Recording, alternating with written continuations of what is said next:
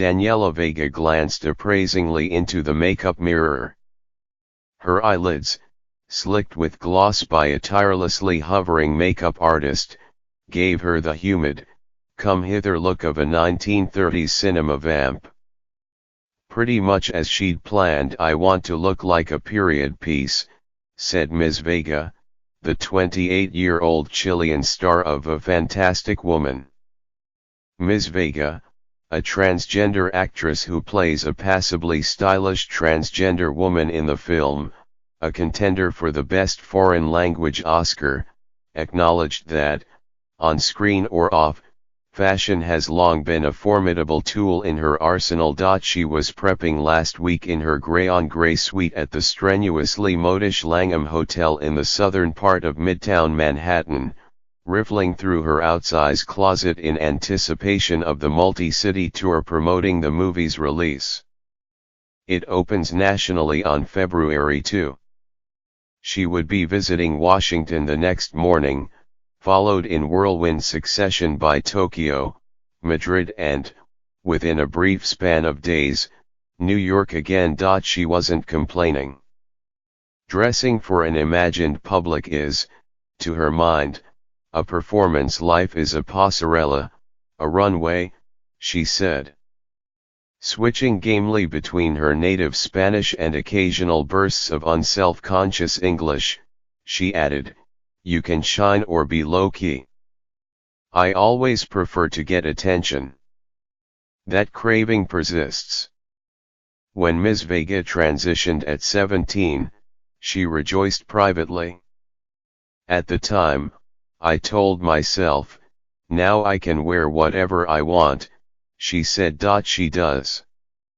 Her options last week included the spangled black georgette gown she wore on the red carpet last month at the Golden Globes, where A Fantastic Woman had been nominated for Best Foreign Language Film. She let its hem trail, its gossamer fabric contrasting zanily with her white canvas sneakers. Those shoes were a backup. Some 20 pairs of stiletto-heeled pumps, including her favorite, a cream-colored pair with a pointy, black-tipped toe, were lost for the moment in transit. They were my babies, she said. Not given to prolonged mourning, she turned to a lavishly pleated, ankle-grazing green velvet dress, plucked it off the rack, clutched it to her chest and gave it the girlish twirl of a 1950s ingenue. I love to wear velvet, she crooned. It makes me feel like a person in a different century. She was carrying on for her audience, a retinue that included a translator, the movie's publicist and her makeup artist, a reassuring sidekick on Ms. Vega's travels. Her guests cheered her on as she slipped a pale silk damask coat over her black utility jeans. Feel this fabric, it's so heavy, she said, gazing back over her shoulder with the glassy hauteur of a society swan. This piece is very 60s, very Jackie Kennedy style. I'll wear it to the Critics' Choice Awards, Ms. Vega said, weighing every one of her looks for its potential to turn heads. She has had plenty of practice. Hers may not be a household name, but her image, looming larger than life on billboards in her native Santiago, where she is the face of a shopping mall and a fashionable eyewear brand, has lent her a demi-celebrity. It's not like I wake up in the morning and tell myself I'm famous, she said. Madonna is famous. But when I look up from the back seat of a taxi and see my face 40 feet high, that's when I remember I'm a star.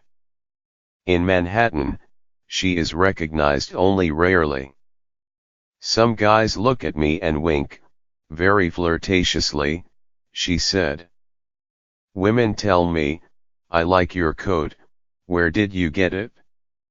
Her star turn in A Fantastic Woman as Marina, a nightclub singer and waitress in Santiago whose older lover, Orlando, virtually dies in her arms, is likely to broaden her fan base.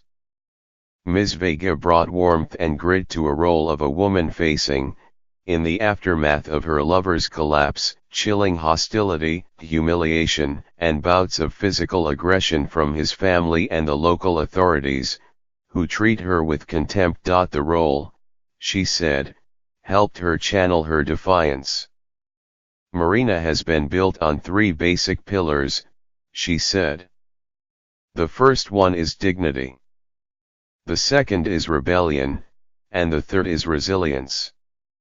Chile is not notably supportive of trans people, but Ms. Vega finds refuge in her work. No one programmed that I was going to be an actress, she said. But it was the place where I felt comfortable.